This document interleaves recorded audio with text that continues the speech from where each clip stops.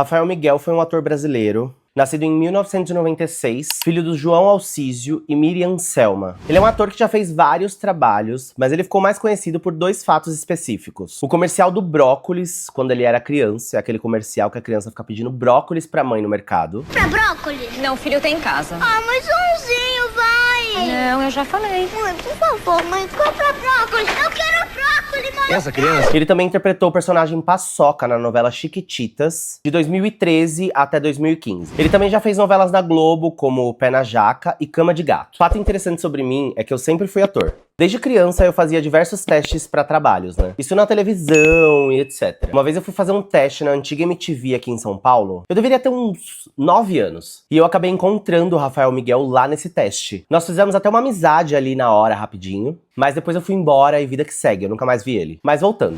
Rafael Miguel conheceu a sua namorada Isabela por volta de 2017. Eles se conheceram pelo Instagram.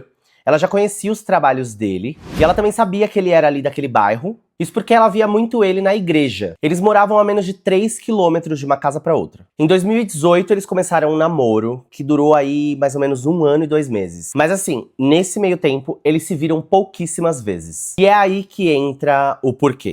A Isabela era filha de Paulo Cupertino, um pai totalmente controlador e louco pela sua filha. Ele era tão perturbado pela sua filha que a insanidade era tanta que ele quase mantinha ela em cárcere privado. Ela não podia sair nunca de casa, que já era motivo de briga, e ele queria saber todos os passos que ela dava. Agora, olha que loucura.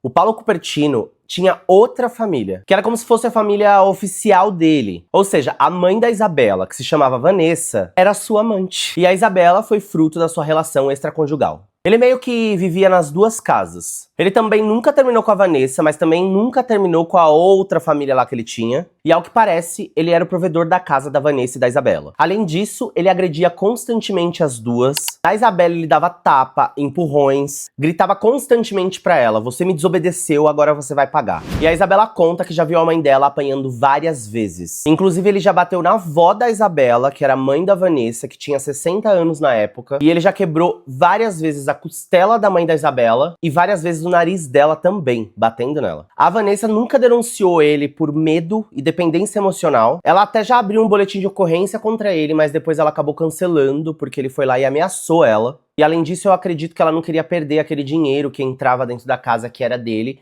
que acabava sustentando ali a vida das duas. O Paulo já era uma pessoa criminosa nessa época desde sempre. Isso porque ele já foi indiciado por furto, por roubo, por organização criminosa. Ele já tinha ali uma ficha criminal extensa. E esses crimes se iniciaram, ó, lá na década de 90. Quando ele descobriu que a Isabela tava namorando, ele simplesmente surtou. Ele bateu na sua mãe, ele bateu nela, e assim, a loucura pela sua filha simplesmente intensificou. Ele passou aí com mais frequência na casa que a Isabela morava. Quando ele não tava lá na casa, ele sempre ligava de hora em hora pra saber onde ela tava. E ele sempre repetia que ele proibia a Isabela de namorar. Ele simplesmente não aceitava. Gente, era uma obsessão tão louca. Inclusive, nessa época, a Isabela já tinha 18 anos, mas ela meio que dependia dele, precisava passar por essas situações por conta da condição de vida dela e por conta da situação financeira e etc. Ela começou a ter síndrome do pânico, ela chorava muito por causa dessa situação, e ela se desesperava demais sempre pra poder resolver tudo isso. Lembra que eu disse que o Rafael e a Isabela namorando, eles quase não se viam? Eles faziam planos pra se tornar independentes, sabe? Eles queriam morar junto, não depender mais de ninguém, que aí ela ia acabar se livrando do pai dela. Os pais de Rafael, João e Miriam, se preocupavam muito com toda essa situação. Eles tinham ciência ali bem na beira do que a Isabela vivia, e eles se preocupavam também com o Rafael. E eu acredito que não é pra menos, né? O Rafael e a Isabela passaram quase 8 meses sem se ver, e eles namoravam. O Rafael falava que namorava, né?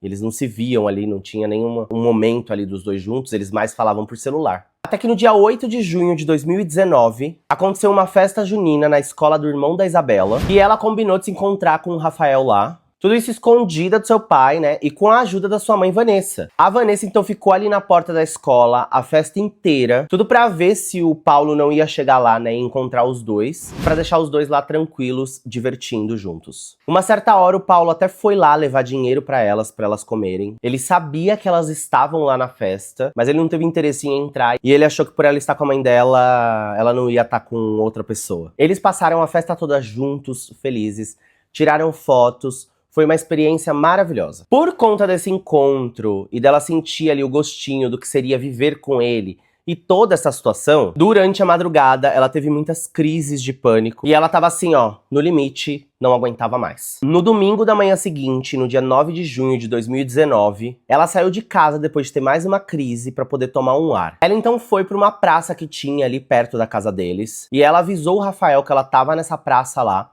Então ele saiu correndo pra encontrar ela. Ali nessa praça ela chorou e eles conversaram muito sobre a situação da vida dela. Ele pediu paciência pra ela. E ele disse pra ela que logo a situação ia se resolver, as coisas iam se resolver. Enquanto isso, o celular dela tava tocando demais. Era a mãe dela tentando ver onde ela tava, mas ela não queria atender ninguém. A mãe dela tava desesperada tentando falar com ela, porque o Paulo tinha chegado na casa dela e tava perguntando por ela. A Miriam, mãe do Rafael, então liga pro celular dela, porque o Rafael saiu sem celular, e fala pra ela: Isabela, sua mãe tá me ligando pra saber onde vocês estão, tá tudo bem? A mãe do Rafael percebe que a Isabela não tá bem, então ela fala pra ela: ó, fica aí que o João vai buscar vocês. O João, pai do Rafael. O João chega lá, então, pega a Isabela, pega o Rafael e leva pra casa dele. Eles entram, então, na casa deles, né? E aí eles conversam lá dentro pra poder se acalmar, pra poder entender o que aconteceu. Com essa conversa, os pais do Rafael, João e Miriam, decidem que vão levar a Isabela até em casa e que vão ir junto pra poder conversar com a família da Isabela, pra poder ver se eles ajudam de alguma maneira, né? A intenção deles ali era que a família da Isabela conhecesse a família do Rafael, que aprovasse o namoro deles e que transformasse aquilo numa coisa mais leve, não tão pesado. No caminho, a Isabela diz que não lembra da Miriam ter ligado pra mãe dela, Vanessa, mas a Vanessa diz que a Miriam ligou no caminho pra avisar que eles estavam indo lá, e a Vanessa não avisou pro Paulo. Quando eles estacionaram com o carro na porta da casa dela, o Paulo já tava lá esperando ela, já bateu na porta do carro brutamente, abriu a porta com tudo, puxou a Isabela pelo braço e falou: entra. Nessa hora ela entra, o Rafael e os pais do Rafael descem do carro e a Miriam, mãe do Rafael, vira pro Paulo, pai da Isabela, e pergunta: você é o pai da Isabela? E ele responde pra ela de forma irônica e totalmente estúpida: não, eu sou a mãe da Isabela. Nesse momento, o Rafael Miguel vira pra ele e diz: calma, vamos conversar. Depois disso, o Paulo Cupertino saca uma arma e atira 7 vezes no Rafael Miguel. Ele atinge cabeça, peito, costas e braços. Depois ele dá 2 tiros em Miriam, mãe do Rafael. Um tiro no peito e um tiro no ombro. Depois ele dá 4 tiros no João, pai do Rafael. Um no peito, 2 em um braço e um no outro. Os 3 morreram na hora. O Paulo então foge com o seu carro, que não estava estacionado tão perto da casa dela, e quando a polícia chega, ele já tá bem longe. A Isabela disse pra polícia que na cabeça dela, ela achava que nunca que o pai dela iria fazer uma coisa dessas. Ela achava que no máximo ele iria brigar com ela depois que eles saíssem de lá. Mas que assim, nem a briga com ela ia acontecer na frente de todo mundo. O Rafael tinha 2 irmãs, uma mais velha que era a Camila, e ela morava em Campinas nessa época, e a Isabelle, de 13 anos, que tinha ficado em casa esperando eles irem. A Isabelle ficou esperando até a noite os pais voltarem, e na verdade quem voltou já foi a irmã dela, dando a notícia. O Paulo conseguiu ficar foragido por 3 anos, e ele rodou diversas cidades pelo Brasil até parar no Mato Grosso do Sul. Lá ele encontrou um sítio onde ele arrumou um emprego, e ele mudou todo o seu estilo para ele poder se disfarçar e ninguém reconhecer ele. Ele usava também um nome falso. Ele acabou fugindo dessa fazenda quando começaram a desconfiar dele, e depois disso ele foi para a Argentina e para o Paraguai.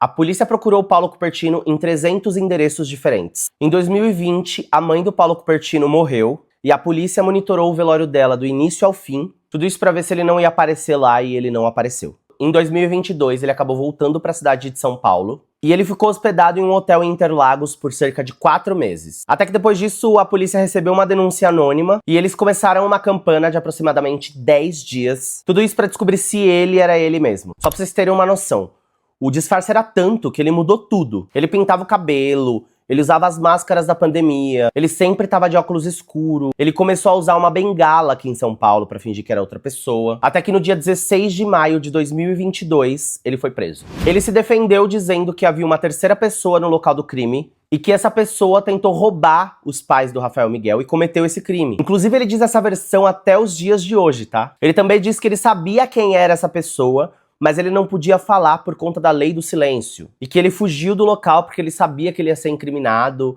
e se ele não fugisse, ou a polícia ia prender ele, ou ele ia morrer por conta do crime local. Mas é óbvio que não houve nenhum por cento de chance dessa história dele ser real, assim como as testemunhas do crime, né, que foram a Isabela e a Vanessa, que a todo momento de depoimentos e entrevistas confirmavam que ele era o assassino. No dia 29 de maio agora foi o seu julgamento depois de quase 6 anos do crime. Ele negou ter cometido o crime mais uma vez e ele ainda disse olhando no rosto dos familiares do Rafael: "Eu não tenho que te pedir perdão, eu não sinto isso no meu coração. Eu não tenho arrependimento de nada, porque eu não consigo me ver cometendo esses crimes." Foi basicamente isso. Ele também foi um tanto quanto abusado nesse julgamento. Ele criticou os advogados da família do Rafael, ele criticou a imprensa pelas coisas que foram divulgadas, ele desafiou o promotor de justiça e os advogados a provarem que ele é o autor do crime, e ele ainda chamou a polícia de cambada de incompetente porque demoraram 3 anos pra pegar ele. Em determinado momento do julgamento, quando perguntaram pra ele como que foi os anos após o crime, ele disse que virou um andarilho, que comia cocô de cavalo, e logo depois ele solta um "eu não matei mais ninguém". Isso ele falou provavelmente sem perceber do que ele tava falando. Ou seja, foi soltado ali no subconsciente que falou a verdade. A Isabela e a Vanessa também deram depoimento nesse julgamento e foi o crucial para fechar ali a decisão. No dia 30 de maio, um dia depois, na sexta-feira, saiu a sentença e ele foi condenado por triplo homicídio duplamente qualificado por motivo torpe e recurso que impossibilitou a defesa das vítimas. Paulo Cupertino foi condenado a 98 anos de prisão. Bom, gente, esse foi o caso de hoje, eu espero que vocês tenham gostado. Eu quis trazer esse caso porque ele tá super em alta, as pessoas estão comentando sobre essa prisão de Paulo Cupertino. E esse, pra mim, assim, é um caso absurdo que aconteceu aqui no nosso país. E que, assim, numa certa época eu divulgava até as fotos dele nos meus vídeos. Isso porque saíram na época várias fotos, assim, comparando como ele poderia estar em vários modelos. E assim, fiquei super feliz com a decisão, também fiquei super feliz que conseguiram, né, prender ele. E eu espero que mais justiças como essa sejam feitas no nosso país, que é um país tão injusto. Se você gostou desse vídeo, deixa o seu like, compartilha com os seus amigos se você gosta desse tipo de conteúdo, para que eu possa ter a possibilidade de sempre estar trazendo aí conteúdos novos para vocês e sempre estar trabalhando com esse tipo de conteúdo. Agora eu tô pegando firme e vou trazer sempre conteúdos diferentes. E eu espero que vocês gostem desse meu jeito aí contando esses crimes e esses casos para vocês. Seria legal também eu trazer bastantes vídeos longos falando sobre casos de terror, se vocês quiserem. Deixa aqui nos comentários que eu vou trazer vídeos de terror. E se você não é inscrito do canal também, se inscreve no canal, ativa o sininho das notificações para sempre que eu postar um vídeo novo você ficar sabendo. Até o próximo vídeo. Amo vocês, beijo e fui!